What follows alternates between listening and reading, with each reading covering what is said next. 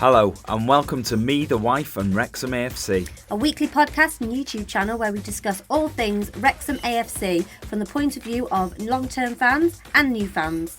So sit back, put your feet up, relax and let's get stuck in.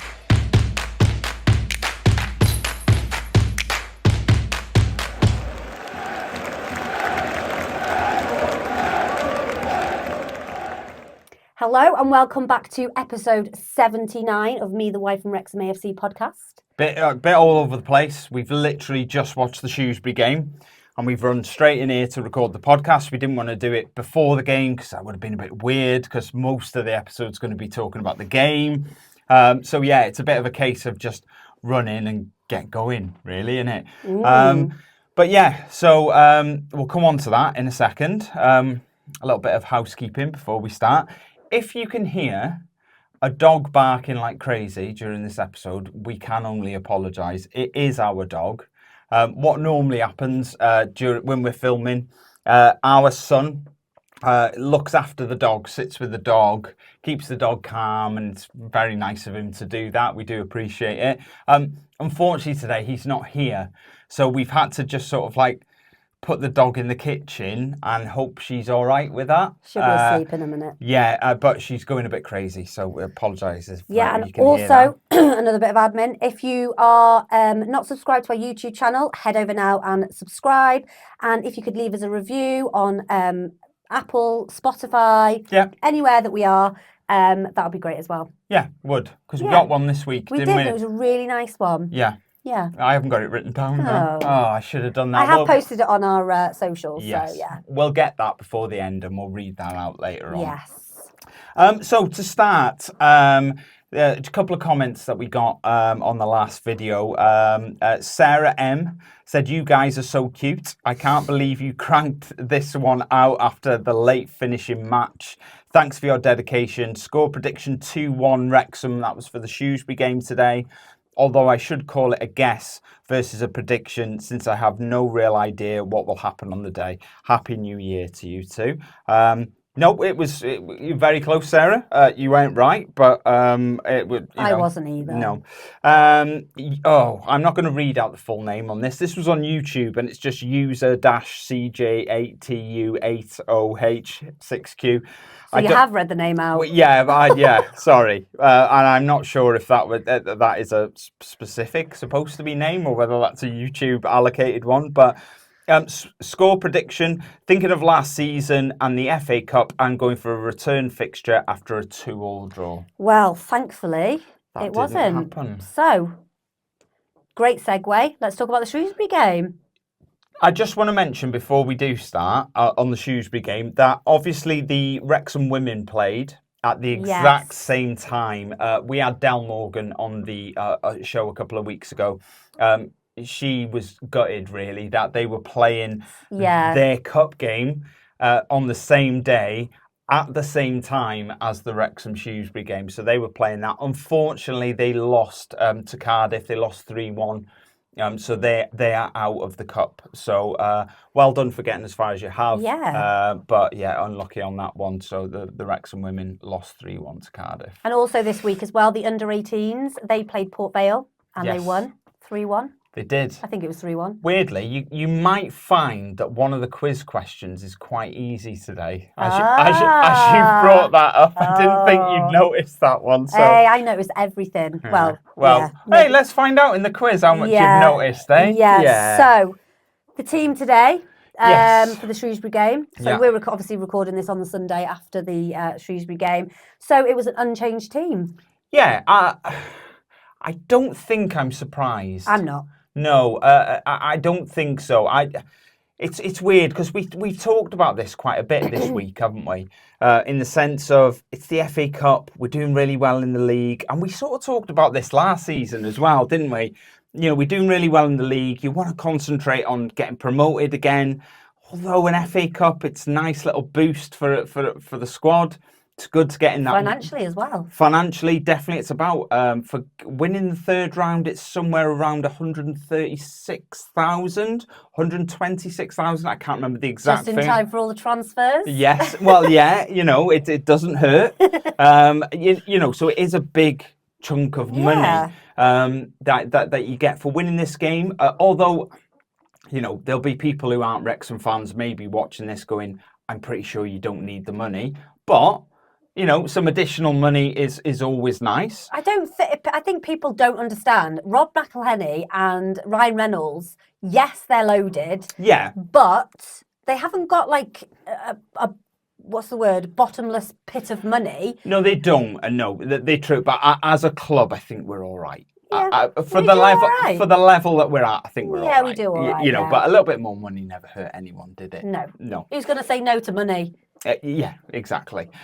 So yeah, you know, you've got that. Plus, it's nice to get in that habit of winning. Just keep winning, keep that train going. You know, you don't want to be on a run of 4 or 5 wins in the league, for example, And then lose and it, then you yeah. come to the FA Cup and then you lose. It might slightly derail it, so it's nice to just keep winning and keep that train sort of plodding on. Not that we're on a 4 or 5 winning streak, to be honest, because we lost against Walsall, didn't we? So that makes it 2 now today. Yeah, we'll just forget about that. Yeah. Anyway, so Ford over Barnet. Yeah. That's what we went with today. What do you make of that? Is that what you expected, or? To be honest, yes, I did. Okay. Because obviously Barnett's coming back from injury. Yes. So I think, you know, Parky's mind is obviously thinking, right, okay, let's get a fit player out first. And then if necessary, we bring on Barnett later, which is what they did. Yeah, I think, you're probably right.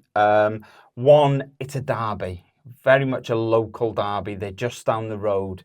You don't always know how full-blooded a derby's going to be. So maybe to chuck a player who has just coming back from injury into something like that, when you're not really sure how it's going to go, that might have been one thing that was on his mind. The other thing is obviously a fitness thing. You've been out for quite a while. You're just gradually trying to build your fitness back up. You do that with substitute appearances later on in the game, 20 minutes here, half an hour, you know, and then you build it up to a point where you go, right, we'll start you now. Because what normally happens is player comes back from injury, they'll get 15, 20 minutes at the end.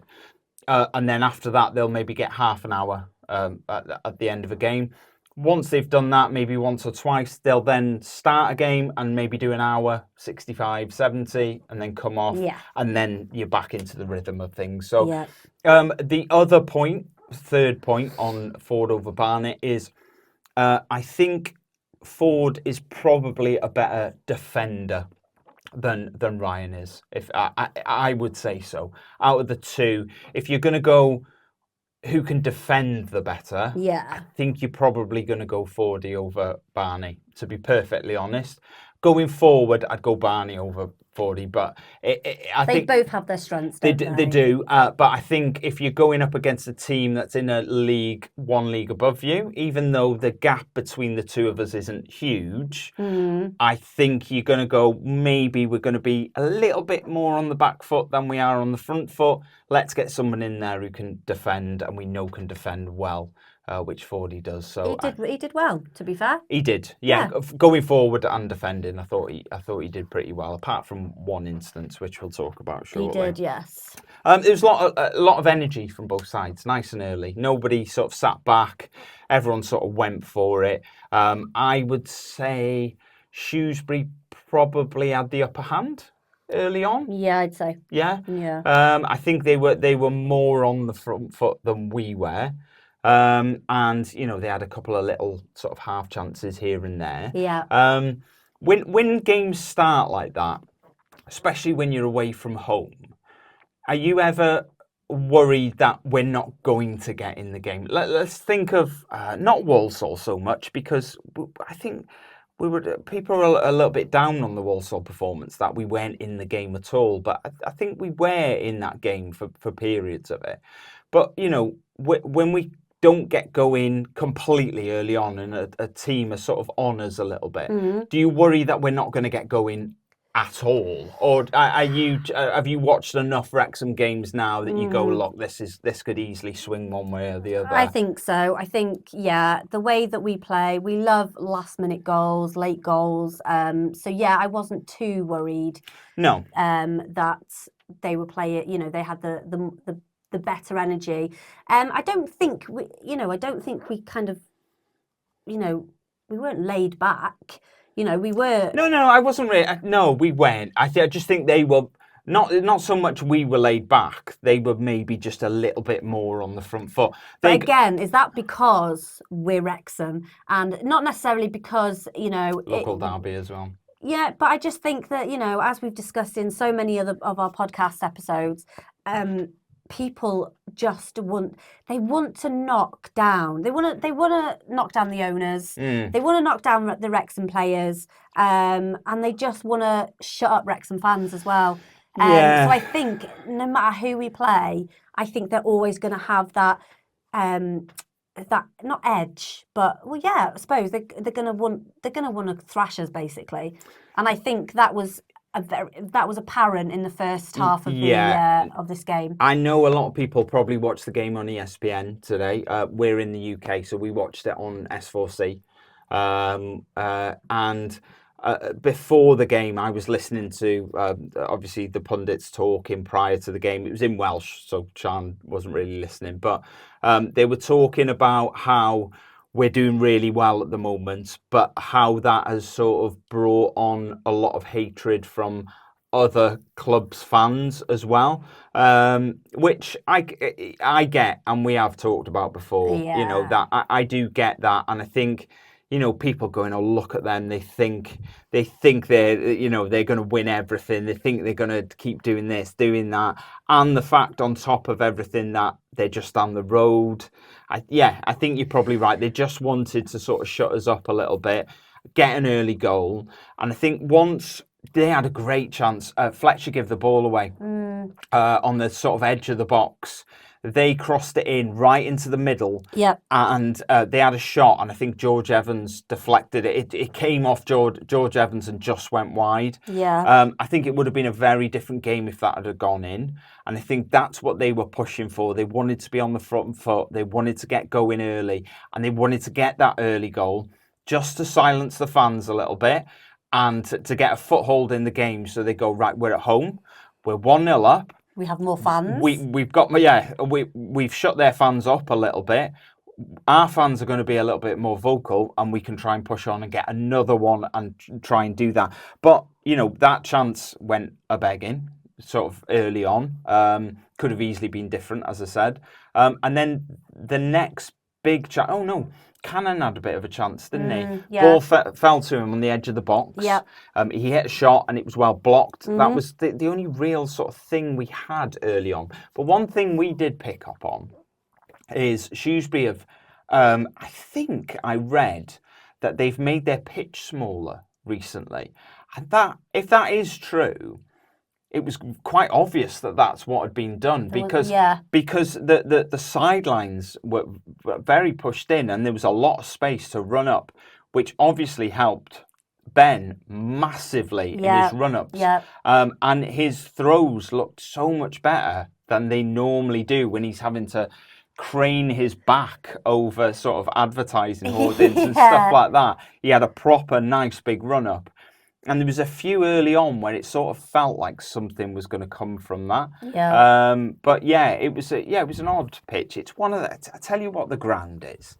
It's one of them like retail park Lego set grounds. Not being disrespectful. Well, maybe a little bit. I don't care if I am. But that's what it is. It's a bit like, York. Remember we went to York? It's right in the middle of there was a car garage outside it. There was a swimming pool tagged on the side.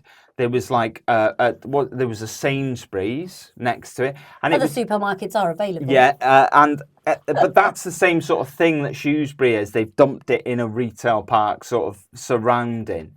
And it just sort of feels... I don't know, it didn't feel like a proper ground to me.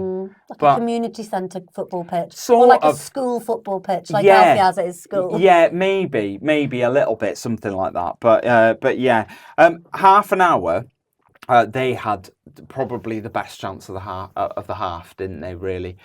Ball came in from the left-hand side, over to... Right, give me a second now. Shawabale. That's his name. I think that's how they pronounced it on the. I think that is. Ballet. Yeah. Yeah. Again, apologies. Show ballet. Shower ballet. Show a bail. Yeah, I don't know. Anyway, ball came in from the left. Yep. Right into a dangerous area. He was on his own. He didn't have, he'd lost his marker. All he had to do was put it pretty much either side of a conquo, get it on target, and he blazed it over. That was one of them moments, along with that early chance for them, where I sort of went, because I think that was the point when I sort of realised half an hour in, we could be 2-0 down here. Just slightly different, one way or the other, and we could have easily been 2-0 down. But we weren't. It was 0-0. Chris Wilms said to me on a chat group that I'm in, he did very much say, it feels like we're starting to come into it more. And I think the more chances they missed, I definitely agreed with that statement more and more, because I always thought they were going to come at us early doors. Being at home, as I say, I'm wanting to get an early goal. I felt like that's what they were going to do. And the longer that we just kept them out, and we created our own little chances here and there, half chances more than clear-cut chances, but we were still getting forward and we were still creating stuff. I definitely felt like we were growing into the game. Say, after they missed that chance, so 35 minutes in, we're still at 0-0. Yep. What were your thoughts at that point? I don't know, really. I think I was glad that, well, I wasn't glad that obviously we hadn't scored, but I was glad that they hadn't scored and they'd missed their chances. Yes. I take it. Going into half-time, 0-0, I take it. Yeah. All day long. Yeah, I would have. I mean, I know, Shrewsbury aren't, yes, they're a league above us. Yeah. But, I mean, how far down are they in the league table? They're below mid-table, so I would say. Like, it's not as if you're playing the number one in the League One team, table. No. So it's like, 0-0. I was happy with 0-0. Are you saying they're a league above us, but they're absolutely rubbish? Is that what you're saying? No, I know that's not what you're saying. I'm just finding they are. Yeah, clearly they are. We had a bit of needle, didn't we? We had Bowman and McLean going at it a little bit. Teeth, yeah, that's what you nicknamed Bowman. Well, yeah, we during half time we did a live. Yes. And you when you do stuff like that, you really put me off. So stop doing it. So we did a live on our YouTube channel during half time just to get like a review of what we thought about the game. And oh my God, stop. And obviously the Bowman and McLean had Bowman and McLean had a bit of a tete-a-tete. Yeah. And we were saying, what do you think they were saying to each other? Because obviously there's no audio. It's not like rugby where you can hear the the ref and all that kind of stuff. It's probably a good thing, to be honest. But I said, I mean, it's clear that Bowman's had something done to his teeth. Nobody has that amazing teeth just being born with. They weren't amazing teeth, though. They were just white teeth. Yeah, but the shape was horrendous. Anyway. Wherever you got them done, get a refund. We don't know whether he has had them done, but if he no, yeah, that's true. I might be criticising his actual teeth. Yeah. So I said that McLean possibly said to Bowman, where'd you get your teeth done? Yeah. And then you... so I can stay away from there. Yeah. And somebody had commented on the live saying, where did McLean get his hair done? Yeah. And you said, maybe he was asking McLean whose hairdresser was. Yeah. So, maybe. That probably wasn't what they were saying, but we're going to go with that because it's funny. Absolutely not. There was a bit of needle there. We'd sort of mentioned, we looked at each other and go, these two are getting booked at some point. We just knew it, that there was that little bit of fire, which is what you want from a derby as well. You want them tackles flying in. You want people at each other's throats a little bit, because I just think that builds the whole atmosphere for a derby. I don't think it was, don't get me wrong, it was... not as fiery or as sort of extreme as a derby could be. Not at all, Yeah. really couldn't have been. It wasn't, but there was a few tackles that flew in that made it start to feel like a derby. There was a lot of fans chanting at each other, which made it feel, but that happens in games anyway. So yeah, for a lot of us, it was a derby, and in fact, but I think apart from the McLean-Bowman thing, it's maybe lacked a little bit more Fire. A little bit, I think, yeah, because I think Shrewsbury were very much, we don't want these from just down the road. You've got this Hollywood owner coming into our backyard and beating us. Hollywood owners, but coming into our backyard and beating us. So there was a little bit of, nerves there. Equally, for us, it was like everyone was sort of touting us as the winner before it started. This is the problem. And so there was a little bit of a standoffishness maybe from us that we want to go out there and perform, but there is a little bit of nerves. And here's a question, because we've got so many fans from right around the world, and as Wrexham players, how can I put it? So if you're a Wrexham player from 10 years ago, you've got 1,600 fans sitting in that stand watching you. That's it. Pretty much. Yeah. Now, you've got thousands and thousands and thousands watching you, not just back in Wrexham, but in America, in Australia, in Indonesia, in South America. Do you think that has a bearing on nerves and how you play? Or do you think because they're not there and you can't see them, you don't really get them nerves? I think it's probably a bit of both. I mean, possibly it does create nerves, but also on the other hand, it probably makes them more passionate because they've got so many people that they don't want to let down. It's not just the people that are in the stands, the away fans and stuff like that. It's like you said, it's everybody around the world. And I just think that those sort of nerves spur you on to kind of do what you need to do on the pitch. Yeah, perhaps. Yeah. I do think sometimes as well, like we sort of alluded to earlier, all them eyes on you it sort of stops you being able to play a weakened team, because these people around the world are watching, they're paying their money or whatever to watch a stream. They don't want... You can't just go out there and go, right, we'll drop 5 or 6 and we'll bring some other players in, because the people watching want to see your best players all the time. I don't know. I get that, but the people, people around the world, and even in Wrexham, people say, we want a strong team. Yes. But you've got to remember that those guys that are, however many there is, 23? Is it 23? What? Players. Oh, yeah. Yeah. Sorry, I didn't know what you're talking about. Not 23 players on the pitch, but I mean... In the squad, the squad, they are part of Wrexham as well. Whether they get game time as much as Paul Mullen, James McLean, Stephen Fletcher, whatever, they are still classed as Wrexham players. Yeah. So whether or not... Yeah, I mean, it's great watching Stephen Fletcher and Paul Mullen and McLean and what have you. Yeah, it's brilliant.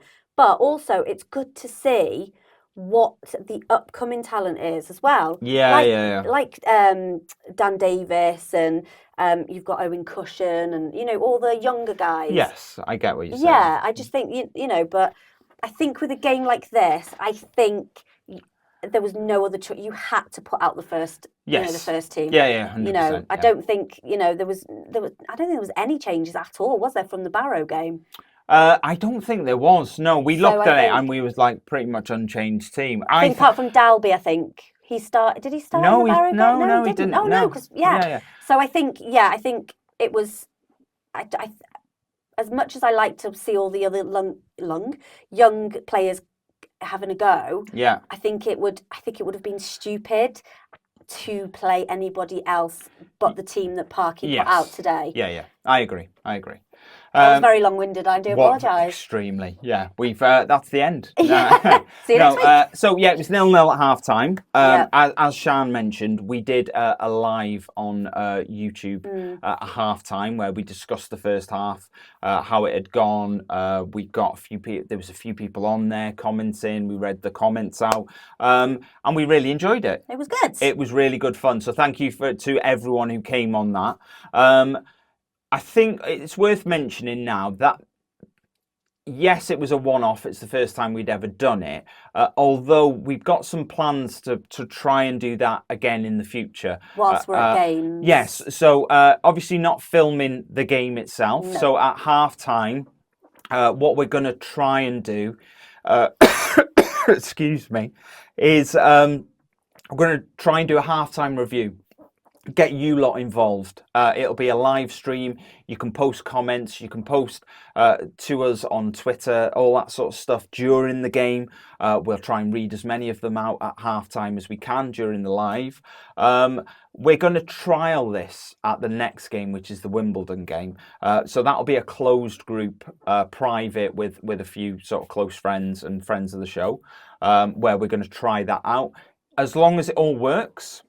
Internet connection being that's the biggest problem. Although I've seen an improvement, so it should be okay. Yeah, and then we're gonna we'll be looking at rolling that out where we're gonna do a halftime sort of show for 10-15 minutes from the racecourse. We're gonna chat to you guys. Basically, that's the idea. And fingers crossed, as I say, we're going to test that out at the next home game, and then we'll let you know how that goes, and then hopefully we can start chatting to you live during games and stuff. Anyway, so second half kicked on. Yes. Similar, the sort of second half started quite similar to the first, really. Shrewsbury came out.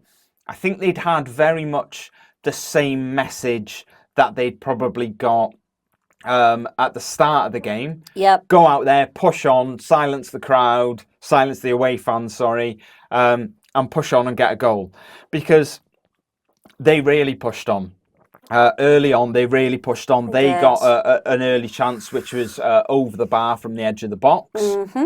I don't know who that was. I didn't write that down. And then Dunkley had a header, which was about 6 yards out, but there was about 5 or 6 players all in one area, and he just managed to get over them. But because he was sort of climbing over other players, he couldn't really get any power on it, and it just sort of squirmed wide a little bit. Referee gave a goal kick for that. I'm pretty sure it was another corner for them, but it wasn't. But they were pushing on, weren't they? As were we, though. Yeah, I'd say so. We started to get going. I think Mullin had a chance from sort of like an awkward angle, really, didn't he? So he run down the left, and he sort of looked up in the box, and I'm not sure there was anyone really there. So he thought, I'll have a go and just see what happens. Did he think it was going to be another Barrow goal, where it just like curved? Woo! Yeah, went in. But he was at such an awkward angle. I don't think that was ever going to go in. No. And then we had a bit of fun, didn't we? Mullin tried. What happened? So the ball went through. Mullin was sort of with the defender, trying to hold him off. The defender was doing a good job of holding him off. Mullin sort of grabbed his arm and he was sort of pulling it down, and he was trying to get round him. The keeper came out to collect it, and Mullin thought, I'm going to get that ball, and he stuck a leg around the defender and caught the goalkeeper. Did he get anything for that? No. I found that bizarre, because soon after, Mullin and Bowman got a yellow card. McLean. What did I say? Mullin. Yeah, I meant McLean. Yeah. And I thought, well, why Mullin's got away with that? It was a very odd one in the sense of, so he went in for it. I didn't really see it as too much. The ball looked like it was there to be won, in my opinion. Watching it live, there's no VAR, thank God. But there is, it looked like it was there to be won. He stuck a foot in. I think maybe he was getting a little bit agitated because he wasn't getting much luck. And he thought, I'm just going to stick a leg in here and just, see what happens. Although, and I thought there wasn't much in that. But we then saw the replay. Yes. I think if I'm completely honest, I think he was very lucky to stay on. He's gone in, studs up, quite high, really. Normally, when you talk about studs up, you sort of, we talk about where on the leg he's hit him. He didn't hit him on the leg. The keeper's gone down with his arms. Hit him on the wrist. Yeah, he's gone down with his hands, and he's caught him on the forearm. Yeah. With the bottom of his boot, with the studs. I don't think the keeper was particularly hurt. No, he carried on. He went down and, did the usual stuff that an opposition player does when they get injured or hurt or tackled or fouled, trying to just make it look a little bit worse than it was. Although, I dare say it did hurt a little bit. I think, me personally, I think he was lucky to stay on. Yeah. What do you think? I do, but I'm still confused as how literally a few seconds later, Bowman and McLean got a yellow card. I think, I don't really know what happened there, because that was sort of like I don't really know what went on. I think they'd both gone over because it was on the back of this incident. So I'm guessing there was words exchanged again. Someone going, that's a bad tackle, and then McLean's going, why don't you quieten yourself down? Mister, and they go, I appreciate you've got a different opinion to me. Whatever it was that was said. If only it was that kind. Yeah, whatever was said. There was obviously a bit of warranted a yellow words, card. And they'd already had a bit of a talking to in the first half, the pair of them. And I think the inevitable James McLean yellow card came. Bowman got one as well. Actually, though, we did say, didn't we, that it would be very, very lucky if McLean didn't come away with that with at least one yellow card. Yeah, I know. Yeah. I mean, obviously, if you get another yellow card, you get sent off. But yeah. What do you make of? Let's talk about James McLean for a minute. Yes, he's one of them players we've talked about recently off camera. How when he plays for somebody else, you hate him because he's annoying with fans and all that sort of stuff. Yeah. He's one of them people you just hate. There is a word, but I'm not going to use it. But he's just one of them players. When he plays for you, he's the best thing since sliced bread. It's good, isn't it? Oh yeah. Do you think sometimes, do you wish, I know James McLean gets a lot of abuse from opposing fans, and that is, I'm not going to go into the reasons why. There's a lot of stuff historically of why James McLean gets a lot of abuse from fans. It's mainly to do with his beliefs surrounding, I'm not even going to go into it. He refuses to wear a poppy when all the other teams wear a poppy in November in the UK. He refuses, and he has for many years. Google the reasons why. I'm not going to go into all that now. At the end of the day, it's his choice. It is his choice, but he's always had quite a bit of abuse for that, and that continues to this day. He's very used to the abuse. I wouldn't feel too sorry. I think he flourishes from it, though. I think he does. I think he really thrives on it a little bit. That's the word I was looking for, not flourish. Do you wish sometimes, because you always see him like winding the fans up and stuff like that, do you sometimes wish he didn't do that, though? No. You're happy? Yeah, more than happy with him doing it. I don't think he's stepping over the mark. All he's doing is he's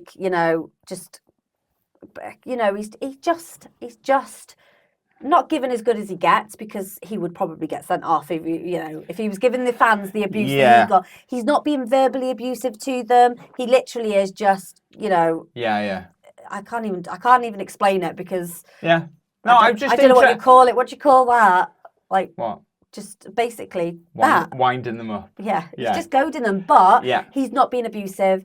And I think as long as players aren't abusive to fans, whether the fans are being abusive to them, if they can take it on the chin and just give them, a little bit back. Yeah. But not be, like I said, not be abusive. I don't see any issue with it. No, I don't. I was just interested to bring it up to see what you thought. As long as there's no homophobia, racism, or anything like that, which there probably is towards him. Maybe because he's Irish. I don't know. I don't know either, because we're not in a a part of the ground at home games where we get to hear that, so we don't know what is said to him. But I think when he plays well, or when he sets a goal up, or when he scores like People he did don't at like Swindon, you know, he likes to give a bit back. Yeah. You know, and I don't have a huge issue with it either. I like him. Yeah. I like him. Yeah. So anyway, Fordy made a bit of a mistake in the Shrewsbury half. He sort of, not so much a mistake, he was just a little bit slow on the ball. The ball bounced up. He went to play it back to sort of Tozer or whoever was there. He was a little bit slow. The player nipped in front of him, got the ball off him, ran sort of towards our goal. I did feel like there was a few players there that could have put a foot in. Didn't really. He flicked it then with his outside of his foot and hit the bar. Yeah. I'm not sure Arthur was completely troubled by it. Although, you know, it's hard to say whether a couple of inches lower. I don't know. Arthur seemed to have it under control. Maybe. I don't know. He looked like he had under control. Whether he was feeling like he was in control is a different matter, but he looked like he did. So. Yeah, I mean, he was just allowed to run so far. And it just reminded me a little bit. I think every now and again I get glimpses of Wrexham of old who used to let teams run at them and run way too far, much further than they should be allowed to run, and get in a position. He should never have got in that position where he could have a shot. He should have been taken out well before that, and he wasn't. So that did worry me a little bit, and I didn't think that was going to bode well for the rest of the game if we're going to let them do that. But anyway, we'll treat that as an isolated incident, I think. Lee had a chance after that, which I just put my head in my hands because I think it was McLean got in a good position on the left. Is this the one where Lee switched feet and... No. So the ball come in from McLean on the left. It found its way to Elliot Lee. He was right in the middle of the goal and he blazed it over. And it was a proper head-in-hand moment where we'd sort of spoke about Elliot Lee a little bit during the game, where we'd sort of said there were little touches and things that he did that were fantastic. Yeah. As there always is with Elliot Lee, we know how well he can play. Yeah. But there were sort of periods where nothing felt like it was going right for him. And he was doing some amazing stuff. But then he'd have a 5-10 minute period where it didn't feel like he could get into the game. And he was I thought he was quite hot and cold at times, Elliot Lee. On the whole, looking back at that game, he had a decent game. But there was periods where, like a chance like that, you'd want it to fall to him. Right in the middle of the goal, ball comes across, you think he'd just get it on target. Yeah. And to blaze it over like that, sometimes you go, maybe it isn't your day. But all in all, I thought he played quite well, and it didn't really matter because a few minutes later, ball across, Tom O'Connor hit it. I felt a little bit, not too sorry, but a little bit sorry for the keeper. The keeper had done well up to that point. It just got deflected. He was going one way, and he just couldn't get his hand out quick enough. Dry the eyes, I suppose. Dry your eyes, mate. Yeah, and it was in. Another Tom O'Connor third round goal. He obviously scored against Coventry last year. Happy that he's got another one again in the FA Cup. What did somebody call him? When we were doing the live, Tom Selleck.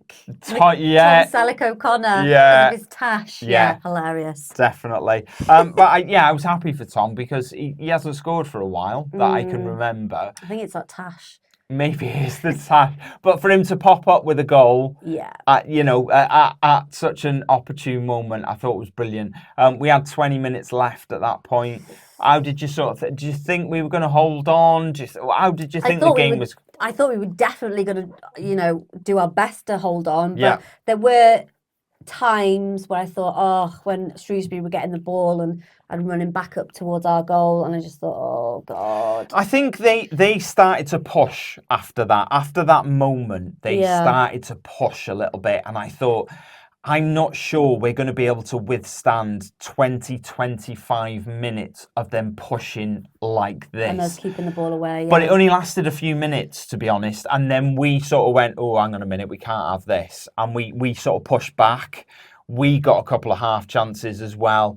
It went a little bit back and forth for a bit. I never really was that worried that they were going to score. When you're only 1-0 up in a game like this, I'm always a little bit worried that we're going to throw it away or something's going to happen and we're going to lose it. But I wasn't nervous up until about the 90th minute, I think. That is the point where it was very much, they were just launching long Let's balls. just try and get one in. Yeah. And the trouble with that, when balls just keep coming back at you again and again and again, it only takes someone to switch off for 1 second, 2 seconds. You know, the ball goes up, Tozer misjudged the flight and it goes behind him. Max goes up for a header and loses it and it falls to one of their players. It just needs one thing. It's happened before, hasn't it, in other games? Of course it has. And when balls keep coming back at you like that, the first chance they had right at the end, which it fell to Taylor Perry in the end. A ball sort of, I don't know, it was a weird one. It sort of, I can't remember what happened now, but the ball looped up really high in the air. And you're looking at it and you go, oh, Arthur's got that. Arthur never doesn't claim anything like that up in the air. And then he was watching it and then he just decided to leave it. Which was so odd. And then their player sort of knocked it back across. Taylor Perry there, all on his own, 6 yards out, hit it, and it just went past the post. And it didn't just sneak past the post; it was a good foot wide. Yeah. That was a massive opportunity for them, and they were talking in the commentary about a game that Shrewsbury had played recently. I don't know if it was an FA Cup. No, I don't think it was an FA Cup game. I think it was a league game they were talking about, where they were 1-0 down recently, and they scored 2 goals in time added on to win the game 2-1. And you sort of, when they mention that, I go, why are you mentioning that now? The anxiety level's massive as it is, without you mentioning crap like this. So that happened, and then they got another one. Are we boring you? No, sorry, I'm really tired. That game's really took it out of me. It did, yeah, to be fair. And there was another one at the end. I'm trying to stifle them, and you're like making it obvious. Well, when we watch this back, we'll see how well you've stifled it, shall we? Yeah, I'm not very good at stifling them. They had another chance. Taylor Perry again. From the edge of the box, whizzed one wide, and it was sort of like, oh my God, just blow the whistle. Anyway, blew the whistle. Yes. End of the game. We are through. Yes. Everyone can breathe, relax, calm down. Now we've just got the 4th round to look forward to. Yes. Which will probably be even more anxiety-inducing. Yeah, maybe. Depends who we get in that one. But for anybody who doesn't know, the draw for the 4th round of the FA Cup is on Monday. So if you're watching this podcast or listening to the podcast exactly when it comes out, which everyone should be, but press that bell. Yeah, but if anyone is, the draw's in about an hour and a half, so it's about 10 to 8-ish before the Wigan Man United game. Basically, the draw's been made. We are ball number 2. So, yeah, we're looking forward to that. I think we've talked about before, who are you hoping for? Who do you fancy? I said two teams. Go on, 2 teams that you'd really like to face. Man City. Yeah. And depending on the result of obviously, as when this goes out to record, we'll know the result, but at the moment we don't. The Arsenal-Liverpool game. Yeah. I would quite like to go to Liverpool. Okay. To Anfield. Definitely away game. That's for you. An away game. We discussed this, and I think if you're playing like a, if we played at home against Shrewsbury. Yeah. It wouldn't have been so bad. Take the home game because then it's got a better chance of getting through. Yeah. Yeah. But I think when it comes to the 4th round, you are most likely going to be playing one of the big uns. Yeah. Not necessarily, but you hope to. Yes. So I think an away game for the likes of Liverpool or Man City. Yeah. I think I would. Yeah. There you two. Yeah. I think for me, I'd love to get Spurs. I'd love to go to the Tottenham Hotspur Stadium. I've mentioned on numerous occasions, I think. It looks like such a nice ground. Yeah. You know, cost £1 billion to make, build, whatever you want to Make. make. They've made it out of Lego. Yeah, I know, £1 billion, and you want to go to £1 billion stadium, don't you? It looks really nice. I'd love to go down there and play them. A few others. Wolves, that's not a bad one for me. You know, just down the road, only about an hour or so away. That'd be a really nice one. They've got a decent ground there. Also, I've never been there, so that'd be one that I'd really like. You've talked about Liverpool.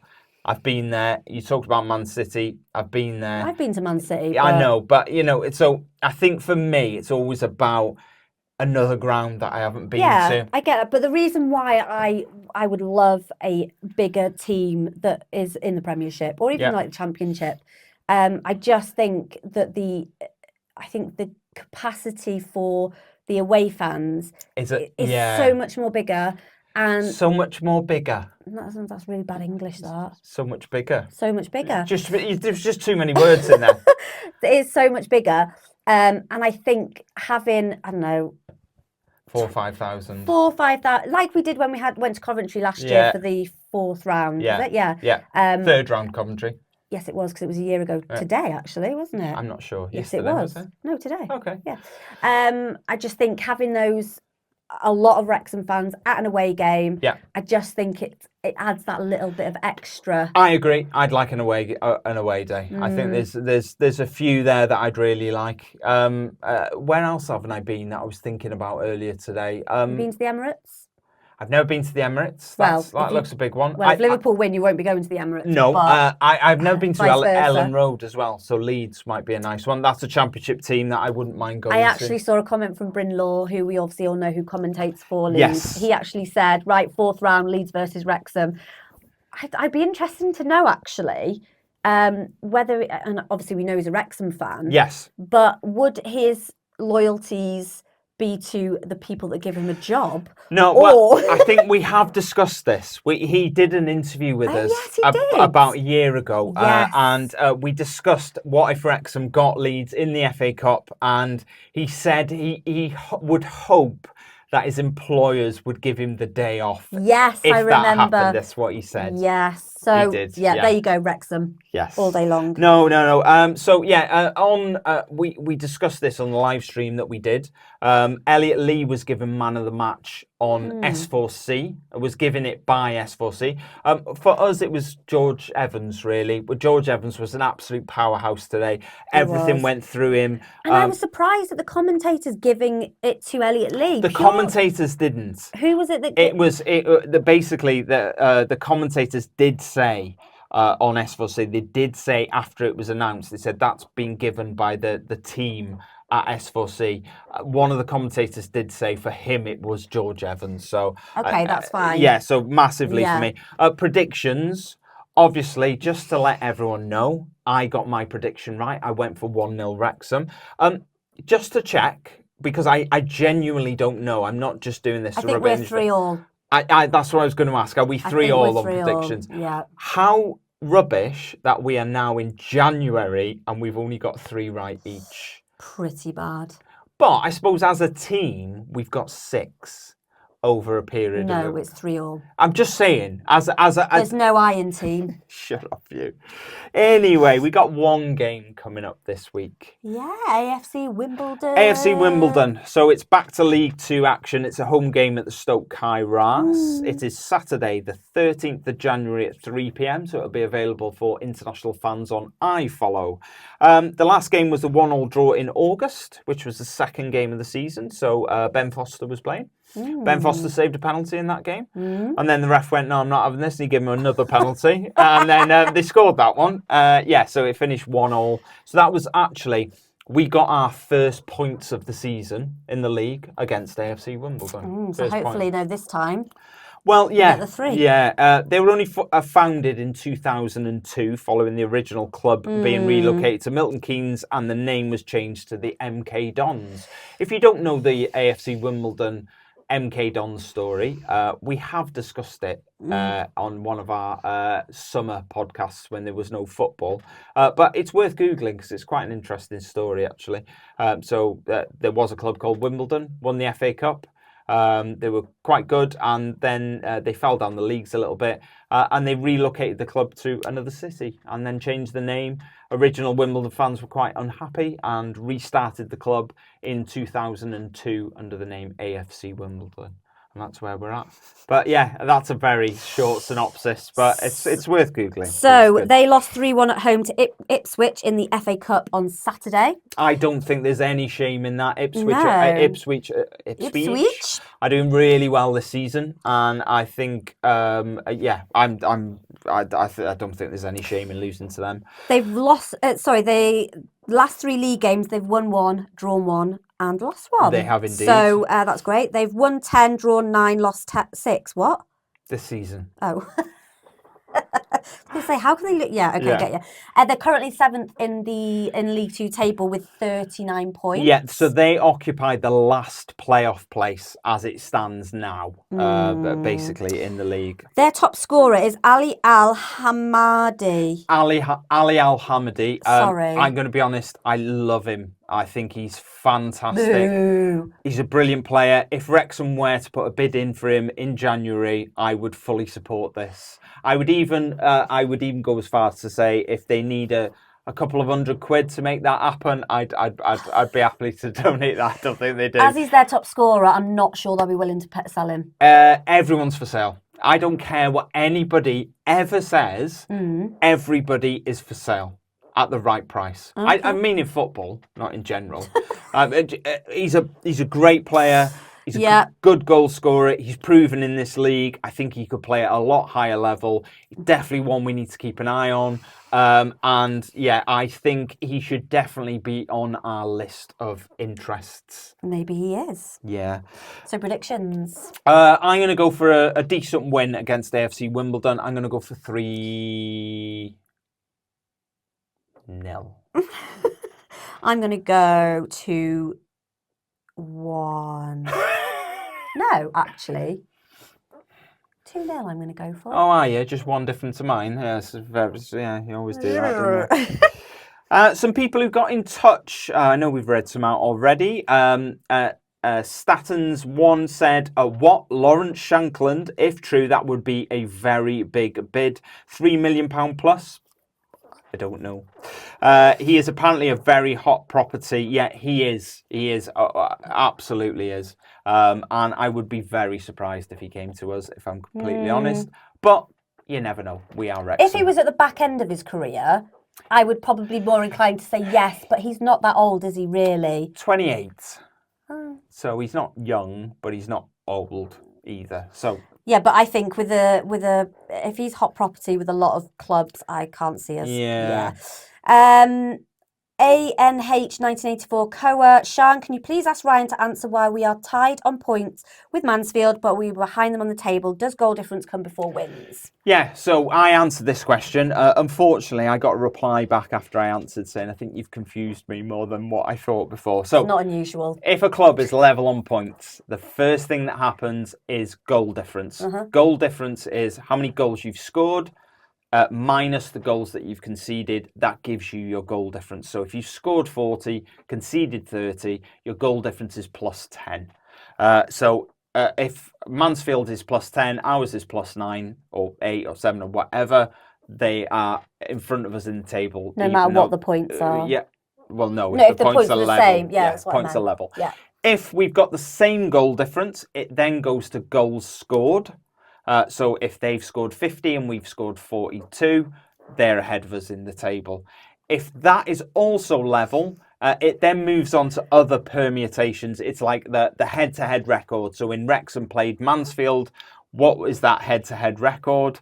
And then we drew against them, so that wouldn't separate us either. Then there's more stuff. I'm not surprised you were confused. No, and then after that, it moves on to, well, in the games that we played head-to-head this season, who scored more goals? Oh my God, just stop. There's lots. Just stop. Very shortly, in answer to your question, yes. It is because they have a better goal difference than us. That is the easier way to settle that. Yeah. Yes. So if you do want to get in touch, you can get in touch with us on Facebook, Twitter, Instagram, email.